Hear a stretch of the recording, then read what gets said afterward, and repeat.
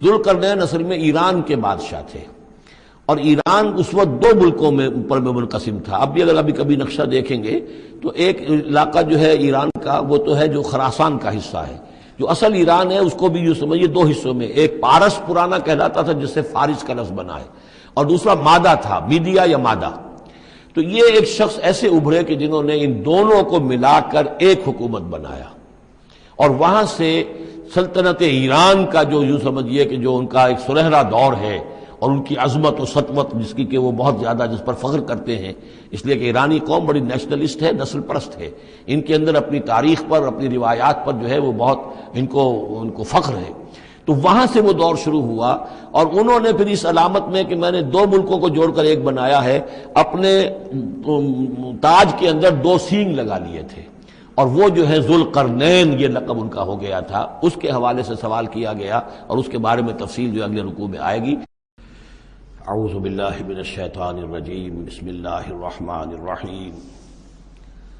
وَيَسْأَلُونَكَ عَنْ ذِي الْقَرْنَيْنِ قُلْ سَأَتْلُو عَلَيْكُم مِّنْهُ ذِكْرًا۔ صدق اللہ العظیم۔ ذوالقرنین کے بارے میں آپ کو بتا چکا ہوں کہ ان کا نام تاریخ میں جو مشہور ہے وہ کیخسرو یا سائرس، اور انہی سے اصل میں ایران کی عظمت کے دور کا آغاز ہوا تھا۔ چنانچہ تقریباً میں سمجھتا ہوں کہ شاید 25-30 سال پہلے کی بات ہے، جب شہنشاہ ایران اس وقت جب کہ ان کی بادشاہت جو ہے وہ بڑے عروج پر تھی، انہوں نے 2500 سالہ برسی منائی تھی انہی کیخسرو کی، سائرس کی۔ ان کی قبر جو ہے مقبرہ وہ دریافت ہو گیا تھا، اور وہاں پر ان کا ایک مجسمہ بھی دریافت ہوا تھا کھدائی پر۔ اس مجسمے میں وہ دو لگے ہوئے تھے سینگ بھی۔ اس موضوع پر سب سے پہلے مولانا ابوالکلام آزاد مرحوم نے جو اپنی ترجمان القرآن کے نام سے انہوں نے مختصر ترجمہ اور تفسیر لکھی ہے، اس میں بڑے تفصیلی نوٹس لکھے ہیں۔ سب سے پہلے اہل علم کے حلقے میں ان کے بارے میں جو معلومات ہیں وہ ان کے ذریعے سے آئی ہیں، اب یہ تقریباً یونیورسلی ایکسیپٹڈ ہے۔ پھر سوال پیدا ہوتا ہے کہ ان سے کیا دلچسپی یہود کو تھی، تو وہ بھی سمجھ لیجئے کہ نبوکدنضر نے 587 قبل مسیح میں حملہ کیا تھا فلسطین پر، اور نبوکدنضر عراق کا بادشاہ تھا۔ اس مڈل ایسٹ کو ذہن میں رکھیے کہ میڈیٹرینین کے بالکل ساتھ ہے ملک شام، اور شام ہی کا ایک علاقہ فلسطین ہے۔ اس وقت جو ہے یہ فلسطین اور اسرائیل اور شرق اردن اور ویسٹ بینک اور لبنان، یہ سب مل کر جو ملک بنتے ہیں، در حقیقت یہ شام عرب ہے، یہ شام ہے۔ پھر اس کے مشرق میں یہ عراق عرب یا عراق ہے، اور اس کے مشرق میں پھر ایران ہے۔ تو عراق کا بادشاہ تھا جس نے حملہ کیا تھا یروشلم پر، تباہ و برباد کیا، اور ان کو قیدی بنا کر لے گیا۔ کیپٹیوٹی کا دور ان کا تقریباً 150 برس کا ہے۔ لیکن اس عرصے میں ایران میں یہ شخصیت ابھری کیخسرو کی یا سائرس کی۔ اس نے پھر فتوحات کا دائرہ شروع کیا، تو سب سے پہلے عراق کو فتح کیا، بیبیلونیا کو، اور یہاں پر جو یہ اسیر تھے یہودی، ان کو اجازت دے دی کہ تم واپس جاؤ، اپنا یروشلم آزاد کرو، اپنے جا کر آباد کر لو دوبارہ۔ تو گویا کہ یہ محسن ہیں ان کے، ذوالقرنین جو ہے ان کے محسن ہیں، جن کی وجہ سے کہ جن کے ذریعے سے اللہ تعالیٰ نے انہیں بیبیلونیا یعنی عراق کی کیپٹیوٹی جو ان کی اسارت کا دور تھا اس کو ختم کیا، آزادی ملی، اور پھر یہ واپس آئے۔ حضرت عزیر علیہ السلام کے ساتھ قافلہ آیا ہے، اور وہ تقریباً پھر انہوں نے آ کر یہاں اثر نو اس شہر کو بھی آباد کیا، اور ہیکل جو ہے حضرت سلیمان علیہ السلام کا بنایا ہوا جو وہ عبادت خانہ تھا اس کو دوبارہ تعمیر کیا۔ اس اعتبار سے ذوالقرنین جو ہے وہ ان کی تاریخ میں ایک معروف شخصیت ہے۔ تاریخ سے معلوم ہوتا ہے کہ انہوں نے پھر ایران کی پہلی حکومت کو کنسولیڈیٹ کر کے پارس اور مادہ کو ملا کر ایک سلطنت ایران بنائی۔ پھر ان کی فتوحات کے 3 دائرے ہیں۔ مغرب کی طرف میڈیٹرینین تک پورا علاقہ فتح کر لیا، مشرق میں پھر یہ ہمارا جو مکران تک کا علاقہ ہے، یہ سارا کا سارا علاقہ ایران کے ساتھ ہی ملتا ہوا ہے، بلوچستان، مکران، یہ پورا علاقہ انہیں فتح کیا۔ ایک مہم ان کی شمال کی طرف گئی، بحیرہ کیسپین جو ہے، اور ادھر سے جو وہ بلیک سی ہے، بحیرہ اسود، ان دونوں کے درمیان جو پہاڑی سلسلے ہیں، یہ شمال کی طرف جو ہے تیسری مہم گئی۔ جیسے کہ حضرت عمر رضی اللہ تعالیٰ عنہ کے عہد میں بھی 3 لشکر نکلے تھے مسلمانوں کے جزیرہ نما عرب سے۔ ایک لشکر شام سے ہوتا ہوا پھر مصر کی طرف گیا ہے، ایک لشکر عراق سے ہوتا ہوا ایران کی طرف گیا ہے، اور ایک لشکر سیدھا شمال کی طرف گیا ہے اور کوہ کاف تک جو ہے جس کو کوکیشیا کہتے ہیں وہاں تک کی فتوحات حاصل کی مسلمانوں نے۔ تو تقریباً یہی سمجھیے کہ ایک بلو پرنٹ تھا جو کہ یعنی ہمارے اس دور خلافت راشدہ سے جو سمجھیے کہ لگ بھگ کوئی 2000 سال قبل جو ہے یہ واقعہ پیش آیا ہے، یا بلکہ اس سے کم کوئی 1500 سال قبل یہ واقعہ پیش آیا ہے، اور یہ ذوالقرنین جو ہے یہ یہاں پر ایک بڑی عظیم سلطنت کے بانی بنے، لیکن نیک آدمی تھے۔ اور معلوم یہ ہوتا ہے کہ یہ اصل میں جو کہانیاں ہیں یہ ان کے داستانیں ہیں کہ ان کو قتل کیا جانا تھا، یہ کہیں شہزادے تھے کسی چھوٹی سی مملکت کے، اور وہاں سے ان کو کسی نے بچایا کسی طریقے سے، اور پھر یہ صحرا میں رہے روپوش، اور وہاں کسی نبی کی تعلیم سے ان کو آشنائی ہوئی ہے۔ ہو سکتا ہے کوئی اسرائیلی نبی ہی کی تعلیم ہو، یہ بھی ہو سکتا ہے کہ زرتشت جو ہیں وہ بھی کوئی اللہ کے نبی ہوں اور ان کی تعلیم ان تک پہنچی ہو، لیکن خود ان کا کردار جو قرآن پیش کر رہا ہے وہ بہت ایک نیک مومن صالح ایک بندہ مومن اس کا کردار ہے۔ یہ کردار جو ہے کسی بھی درجے میں 1% بھی جو ہے وہ کسی اور دوسرے فاتح پر یا کسی اور حکمران کے اوپر جنہیں بھی ہم جانتے ہیں تاریخی اعتبار سے ان پر منطبق نہیں ہوتا، یہ انہی کی شخصیت ہے۔ وَيَسْأَلُونَكَ عَنِ ذِي الْقَرْنَيْنِ، اور اے نبی آپ سے پوچھ رہے ہیں ذوالقرنین کے بارے میں، قُلْ سَأَتْلُو عَلَيْكُم مِّنْهُ ذِكْرًا، ان سے کہیے میں عنقریب تمہیں اس کے بارے میں کچھ حالات بتاتا ہوں۔ اِنَّا مَكَّنَّا لَهُ فِي الْأَرْضِ، ہم نے اسے زمین میں بڑا تمکن عطا کیا تھا، غلبہ عطا کیا تھا، وَآتَيْنَاهُ مِن كُلِّ شَيْءٍ سَبَبًا، اور ہم نے اسے ہر طرح کا ساز و سامان، وسائل و ذرائع، تمام اسباب جو ہیں فراہم کر دیے تھے۔ فَأَتْبَعَ سَبَبًا، تو انہوں نے پھر ایک مہم تیار کی، یعنی ایک فتوحات کا دائرہ مغرب کی طرف، حتی اذا بلغ مغرب الشمس، یہاں تک کہ جب وہ سورج کے غروب ہونے کی جگہ تک پہنچ گئے۔ اب یہ پرانے زمانے میں ظاہر بات ہے کہ پورا اس سے زیادہ نقشہ تو لوگوں کو معلوم بھی نہیں تھا، جب میڈیٹرینین کے ساحل پر پہنچ گئے تو معلوم ہوا آگے تو سمندر ہے، اور سمندر میں پھر آدمی کو محسوس ہوتا ہے سورج ڈوبتا ہوا۔ اگر آپ ساحل سمندر پر کھڑے ہو کر دیکھیں تو معلوم ہوتا ہے سمندر میں سورج ڈوب رہا ہے، تو یہ گویا کہ مغرب الشمس بن گیا ان کے لیے، وہ یہ سورج کے ڈوبنے کی جگہ۔ حتی اذا بلغ مغرب الشمس، جب وہ پہنچ گئے سورج کے غروب ہونے کی جگہ، وجدها تغرب فی عین حمیۃ، تو انہوں نے دیکھا اسے ڈوبتے ہوئے، وہ ڈوب رہا ہے ایک بڑے گدلے سے سمندر کے اندر۔ وہ جو وہاں کا سمندر ہے بڑا گدلا سا ہے، یہ ایجین سی وغیرہ جو کہلاتے ہیں یہ بہت گدلے سے پانی کے ہیں۔ ووجد عندها قوما، اور وہاں انہوں نے ایک قوم کو پایا مراد یہ کہ اس قوم پر انہیں فتح ہوئی، جنگ ہوئی، انہوں نے ان کو شکست دی، اور وہ قوم گویا کہ اب ان کے رحم و کرم پر ان کی گویا کہ وہ محکوم ہو گئی۔ قلنا یا ذوالقرنین، ہم نے کہا ذوالقرنین سے، اب یا تو یہ کہ یہ شاید نبی ہوں واللہ عالم، تو اللہ تعالیٰ کا اس طریقے سے براہ راست ان کو وحی کرنا، لیکن غیر نبی کو بھی اللہ تعالیٰ الہام کے ذریعے سے، جیسا کہ ہم نے دیکھا کہ وہ تو شہد کی مکھی کو بھی لفظ وحی آیا ہے، تو یہاں آیا ہم نے کہا اے قرنین، اور یہ بھی ہو سکتا ہے یہ صورتحال کی تعبیر ہو کہ گویا کہ وہ حالات زبان حال سے یہ کہہ رہے تھے۔ قلنا یا ذوالقرنین اما ان تعذب و اما ان تتخذ فیہم حسنا، کہ یا اے ذوالقرنین تمہیں اب پورا اختیار ہے، چاہو تو یہ جو مفتوح قوم ہے تمہاری اسے تم سزا دو، عذاب دو، ستاؤ انہیں، یا یہ کہ تم ان کے اندر اچھی روش اختیار کرو، ان کے ساتھ حسن سلوک کرو۔ قال، انہوں نے کہا اما من ظلم، جو کوئی ظالم ہے، بے انصاف ہے، ہو سکتا ہے اس سے مراد کفر اور شرک بھی ہو، فسوف نعذبہ ثم یرد الی ربہ فیعذبہ عذابا نکرا، تو اسے تو ہم عذاب دیں گے، سزا دیں گے، اور پھر وہ لوٹایا جائے گا اپنے رب کی طرف، پھر اس کا رب اس کو عذاب دے گا جو اصل عذاب ہے، برا عذاب، سخت عذاب۔ واما من آمن وعمل صالحا، اور جو لوگ ایمان لائیں گے اور یقین کریں گے حقائق پر، اللہ کو مانیں گے، وعمل صالحا، اور نیک عمل کریں گے، فلہ جزاء الحسنی، تو اس کو ہم اچھا بدلہ بھی دیں گے، وسنقول له من امرنا یسرا، اور اس سے ہم اپنے معاملے میں بھی نرم بات کریں گے، یعنی یہ کہ ان سے ٹیکس اگر لینے ہیں تو نرمی کے ساتھ لیں گے، جو مفتوحہ ممالک کے ساتھ معاملہ ہوتا ہے تو ہم ان کے ساتھ نرمی کا سلوک کریں گے جو ایمان لے آئیں گے۔ ثم اتبع سبابا، مغرب کی طرف سے فارغ ہو کر پھر اب یہ مشرق کی طرف گئے، پھر انہوں نے ایک اور مہم کا بندوبست کیا، حتی اذا بلغ مطلع الشمس، یہاں تک کہ جب وہ سورج کے طلوع ہونے کی جگہ تک پہنچ گئے۔ اب یہ جہاں تک تاریخی طور پر ثابت ہے وہ صرف مکران کے علاقے تک اتنی دور تک آئے ہیں، واللہ عالم، ہو سکتا ہے کہ مکران کے ساحل پر کھڑے ہو کر بھی انہیں محسوس ہوا ہو کہ بس اب یہ سورج جو ہے غروب ہو رہا ہے یا طلوع ہو رہا ہے وہاں سے، مطلع الشمس، تو وہاں جب پہنچے، وجدها تطلع على قوم لم نجعل لهم من دونها سترا، تو انہوں نے پایا اس کو کہ وہ طلوع ہوتا ہے ایک ایسی قوم پر کہ جس کے لیے ہم نے آفتاب سے کوئی اوٹ نہیں رکھی ہے. یعنی یہاں کے جو قبائل تھے، گیڈروسیا وغیرہ یہ کہلاتا تھا اس زمانے کے اندر، یہ وحشی قبائل تھے، ان کو ابھی چھت بنانے کا فن نہیں آیا تھا. یعنی گھر جو ہوتے تھے وہ صرف دیواریں کھڑی ہوتی تھیں کہ جو خالی پلاٹ ہے زمین کا اس میں یہ دیوار کھڑی ہے، یہ میرا گھر ہے، تمہارا گھر ہے، لیکن گھر میں چھت وغیرہ کا بھی کوئی تصور ان کے ہاں نہیں تھا. ظاہر بات ہے کہ چھت ڈالنا جو ہے یہ تو ایک تمدن کے ارتقاء کے دور کی علامت ہے. تو وہ بغیر کسی سورج کے سائے کے وہ اپنی زندگی گزارتے تھے. کذالک، ایسا ہی ہوا وہاں بھی، یعنی جو پہلے ہوا تھا کہ یہاں بھی معاملہ وہی ہوا کہ اللہ تعالیٰ نے اختیار مطلق انہیں دیا، فتح دی، لیکن انہوں نے یہاں بھی یہی کہا کہ جو نیک لوگ ہوں گے ان کے ساتھ ہم نرمی کریں گے اور جو شریر ہوں گے ان کو سخت سزا دیں گے. وقد احطنا بما لدیہ خبرا، اور ہمیں پوری طرح معلوم ہے کہ جو وہاں اس کی خبر ہوئی اور جو بھی حالات وہاں گزرے، جو ماجرا وہاں ہوا. ثم اتبع سببا، اب یہ تیسری آ رہی ہے، ثم اتبع سببا، پھر اس نے ایک اور مہم تیار کی. یہ شمالی مہم ہے.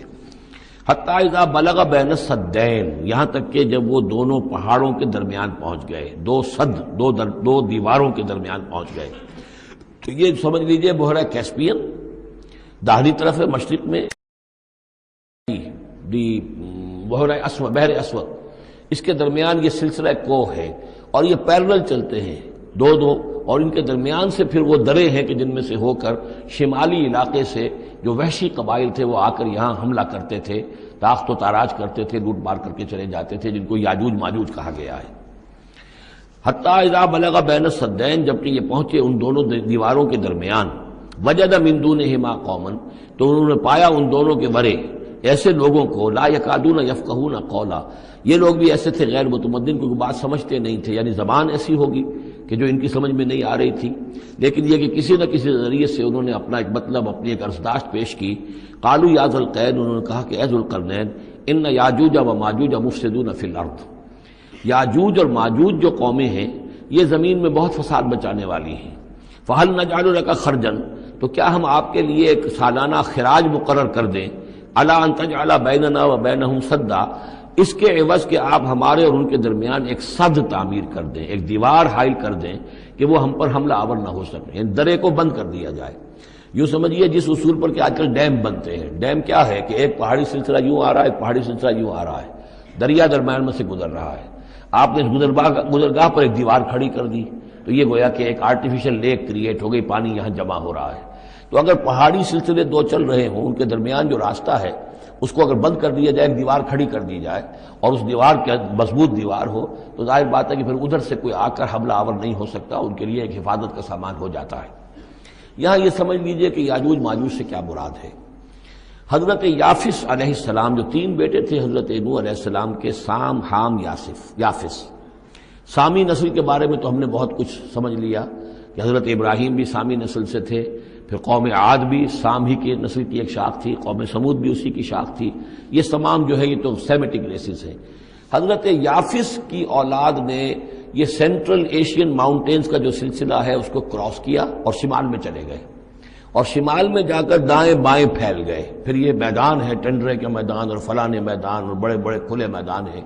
تو گویا کہ ایشیا کو درمیان میں جو سلسلہ کوہ تقسیم کر دیتا ہے، ایک شمالی حصہ ہے، ایک اس کے جنوبی حصہ ہے. یہ شمالی میں چلے گئے اور جا کر پھر پھیلنے میں وہ مشرق کی طرف آئے تو چین اور ہند چینی تک یہ ساری قومیں جو ہے یہ یلو ریسز، یہ انہی کی نسل سے ہیں.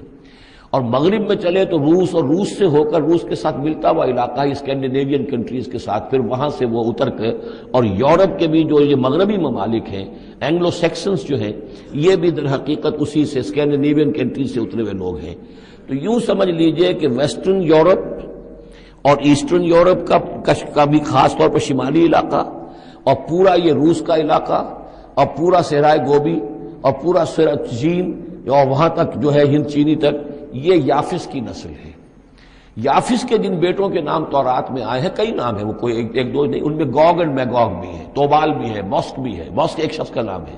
اور ماسکو ہو سکتا ہے کہ اسی نے آباد کیا ہو اور وہیں سے وہ نام بنا ہو. توبال اور بالٹک سی جو ہے اس ایریا کے اندر جو ہے بالٹک سٹیٹس، توبال ان کے ایک بیٹے کا نام تھا. یہ تورات کے اندر نام دیے گئے ہیں. گوگ اینڈ میگوگ، یاجوج ماجوج، یہ بھی انہی کے بیٹوں کے. یہ تمام اقوام جو ہے یہ وحشی ہیں، اور یہ تاخت و تاراج کرنا، لوٹ مار کرنا، یہ ان کا طریقہ ہے، اور ان کا ہے ذکر جو یہاں پر ہو رہا ہے. یہ جو سیلاب آیا تھا، کولونیل سیلاب جو ہم پر آیا تھا، جس میں کہ یہ اینگلو سیکسنز تھے، یہ سب کے سب جو ہیں یہ اسی نارڈک ریسز سے ہیں، یہ بھی یاجوج اور ماجوج کی نسل ہیں۔ ایک سیلاب ان کا آ چکا ہے جو آیا تھا یورپ کے سے نکل کر، یہ کولونیل سیلاب آیا اور پوری دنیا کے اوپر چھا گیا تھا، ایشیا اور افریقہ کو انہوں نے فتح کیا، کولونائز کیا۔ اب اگرچہ ان کی وہ بساط ایک دفعہ تو لپیٹ دی گئی ہے، وہ واپس چلے گئے ہیں، انڈائریکٹلی ہم پر حکومت کر رہے ہیں۔ ابھی ان کے جو ملٹی نیشنلز ہیں ان کے ذریعے سے یا بینکوں کے ذریعے سے، IMF کے ذریعے سے، ورلڈ بینک کے ذریعے سے انڈائریکٹ حکومت ہے جو نیو ورلڈ آرڈر ہے۔ لیکن یہ ہے کہ ابھی ایک اور جو سیلاب ان کا آنے والا ہے وہ آتا ہے احوال قیامت کے معاملات میں۔ آرمگڈون کے بعد جب حضرت مسیح علیہ السلام کا نزول ہو چکے گا اور یہودیوں کا خاتمہ ہو چکے گا، اور پھر یہ کہ تمام جو عیسائی ہیں وہ مسلمان ہو جائیں گے، عیسائیت ختم ہو جائے گی حضرت مسیح علیہ السلام کے آنے کے بعد، اور مسلمان اور عیسائی مل کر ایک ملت بن جائیں گے، سب مسلمان ہوں گے۔ اس کے بعد آخری سیلاب پھر آنا ہے جو اس کے خلاف، وہ احادیث میں آتا ہے، پھر وہ یاجوج اور ماجوج کا ہوگا۔ اور میرے نزدیک یہ یاجوج اور ماجوج جو ہے وہ ایسٹرن علاقے سے آئیں گے، چائنا وغیرہ سے، ہند چینی سے۔ آرمگڈون جو ابھی ہونی ہے فوری طور پر بڑی جنگ، اس میں یہ لوگ جو ہے بیٹھے رہیں گے، یہ جنگ میں حصہ نہیں لیں گے۔ یہ مڈل ایسٹ میں جنگ ہوگی، یورپین پاور ساری ہوں گی، کرسچین پوری طاقتیں ہوں گی، اور ادھر جو ہے مسلمان ہوں گے، اور حضرت مہدی جو ظاہر ہوں گے، جو اللہ تعالیٰ ایک عنایت کرے گا مسلمانوں کو لیڈر عرب کے اندر، وہ پیدا ہوں گے، مجدد ہوں گے، اور ان کے ذریعے سے عرب کے اندر ایک اسلامی حکومت بھی قائم ہوگی۔ لیکن ان کے لیے مدد کے لیے خراسان کے علاقے سے فوجیں آئیں گی، مشرق سے آئیں گی، اور یہ علاقہ جو ہے وہ ہے جو ہمارے قریب ہے، اور ہم بھی اسی علاقے میں ہیں۔ اللہ تعالیٰ ہمیں توفیق دے کہ یہاں وہ ہم پہلے اس نظام میں خلافت قائم کریں، تاکہ یہاں سے پھر فوجیں جائیں اور حضرت مسیح کے ساتھ ہو کر اور حضرت مہدی کے ساتھ ہو کر عیسائیوں اور یہودیوں کے ساتھ جنگ کریں، اور بالآخر پھر یہ کہ پوری دنیا میں اسلام کا بول بالا ہوگا۔ لیکن جب یہ ہو چکے گا، اس کے بعد ایک سیلاب پھر آئے گا یاجوج اور ماجوج کا۔ تو یہ چونکہ پوری ایک سلسلہ ہے، ایک نسلیں ہیں اس کے اندر بہت سی، تو ان میں چونکہ تفسیری اعتبار سے بہت سی باتیں جو ہے مختلف آراء بھی سامنے آئیں گی، تو میں نے جو رائے میری ہے وہ آپ کے سامنے بیان کر دی ہے۔ اس وقت بھی وہ یاجوج ماجوج تھے جو ان شمالی دروں سے آ کر حملے کرتے تھے۔ الا ان تجعل بیننا وبینہم سدا، تو کیا ہم آپ کے لیے ایک سالانہ خراج طے کر دیں تاکہ آپ ہمارے لیے یہاں ایک سد تعمیر کر دیں، ایک بند باندھ دیں یہاں پر۔ قال ما مکنی فیہ ربی خیر، اب دیکھیے ان کا کردار، ان کا مجھے جو کچھ میرے رب نے دے رکھا ہے، دولت دے رکھی ہے، مال دے رکھا ہے، وہ بہت بہتر ہے اس سے کہ جو تم مجھے پیش کر رہے ہیں، مجھے خراج کی ضرورت نہیں ہے۔ ہاں تمہاری ایک ضرورت ہے، میں وہ پوری کر دیتا ہوں۔ فاعینونی بقوت، مجھے مین پاور فراہم کرو، باقی ساری سامان جو ہے میں فراہم کر لوں گا، لیکن بہرحال اس کو بنانے کے لیے، دیوار بنانے کے لیے اور دونوں پہاڑوں کے درمیان اتنی بڑی جو سد تعمیر کرنے کے لیے جو مین پاور چاہیے، اعینونی بقوت، تو محنت کے ذریعے سے، مین پاور کے ذریعے سے میری مدد کرو۔ اجعل بینکم و بینہم ردما، میں ان کے اور تمہارے درمیان ایک موٹی دیوار بنا دوں گا۔ آتونی زبر الحدید، لاؤ میرے پاس تختے لوہے کے۔ حتی اذا ساوا بین الصدفین، یہاں تک کہ جب دونوں جو اونچانے تھیں اس کے درمیان کا پورا علاقہ پر ہو گیا، بھر گیا، وہ لوہے کے تختے جو ہیں اس کے اندر بھرے جا رہے ہیں۔ حتی اذا ساوا، برابر کر دیا دونوں پھانکوں تک پہاڑ کی، قال انفخوا، اب ان کا کہ آگ جلاؤ اس کے نیچے، وہ دہکا دی بھٹی جس سے کہ اب وہ لوہا گرم ہوا اور لوہے کی تختے جو ہیں وہ گرم ہو گئے۔ حتی اذا جعلہ نارا، جبکہ وہ سارے کے سارے لوہے کے جو تپ گئے خود اور سرخ ہو گئے۔ قال آتونی افرغ علیہ قطرہ، تو کہا لاؤ میرے پاس پگھلا ہوا تانبا کہ میں اس کے اوپر انڈھیل دوں۔ تو اس طریقے سے گرین فورس کنکریٹ سے بھی 10 گنا سمجھیے مضبوط شے انہوں نے بنا دی کہ اس میں لوہا اور پھر لوہا سیسا یا تانبا پلایا ہوا، تو اس طریقے سے ایک بڑی مضبوط دیوار قائم کر دی۔ اس دیوار کے جو آثار اب بھی موجود ہیں، دیوار تو موجود نہیں ہے، یہ داریال اور دربند کے درمیان یہ کشادہ راستہ ہے اب بھی، یہ ویسٹ کوسٹ جو ہے کیسپین کا، اس کے ساتھ اس کی لمبائی 50 میل اور اس کی اونچائی 29 فٹ اور 10 فٹ چوڑی یہ دیوار تھی جو اس وقت بنی ہے۔ یعنی جس طریقے سے کہ بنتے ہیں بڑے بڑے بند، ان سے بھی بڑی یہ تھی سد تعبیر کی گئی۔ السد العالی کہلاتا ہے اسوان ڈیم جو ہے، جو مصریوں نے بنایا تھا، بہت بڑا ڈیم، السد العالی، اونچی دیوار۔ تو ہمارے ہاں یہ تربیلا اور منگلا یہ سب کیا ہے، یہ اسی طرح کے ڈیم ہیں کہ پہاڑی سلسلے آ رہے ہیں، دریا جا رہا تھا، وہاں آپ نے دیوار کھڑی کر دی، پانی رک گیا اور وہ جھیل بن گئی۔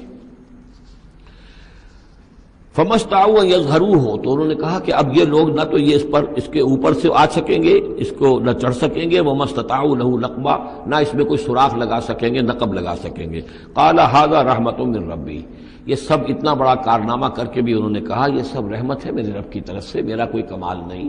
یہ سب اللہ کی طرف سے ہے۔ فَإِذَا جَاءَ وَعْدُ رَبِّي، اور جب میرے رب کا وعدہ آئے گا، جَعَلَهُ دَكَّا، وہ اس پوری دیوار کو جو ہے ریزہ ریزہ کر دے گا، ختم ہو جائے گی دیوار۔ اب وہ دیوار وہاں موجود نہیں ہے، وہ ختم ہو چکی ہے امتداد زمانہ سے، اب اس کے کوئی آثار باقی نہیں رہے، بس آثار معلوم ہو جاتے ہیں کہ یہاں وہ دیوار ہوتی تھی، جس سے یہ میں نے ڈائمنشنز آپ کو دیے ہیں۔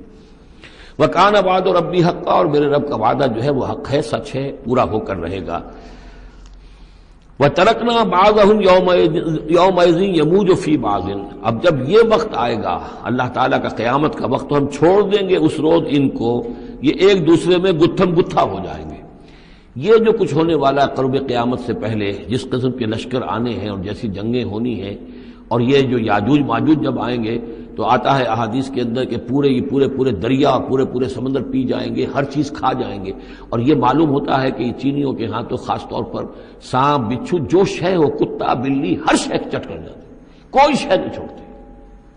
اور میں سمجھتا ہوں کہ شاید آدم خور بھی ہو یہ کہ کسی وقت میں جب ان کو ضرورت پڑے تو آدمی کو بھی کھا جائیں، جو کتے کو، بلی کو، سانپ کو، بچھو کو، ہر چیز کو کھا جاتے۔ تو ان لوگوں کا معاملہ جو ہے واقعتاً یہ جب ابھی تو ذرا رکے ہوئے ہیں، کنٹینڈ ہے ایک طرح سے، لیکن ایک وقت میں ان کا بند کھلے گا، اور چونکہ پھر یہ جو ہے تمام چاروں طرف ان کے پہاڑ ہیں،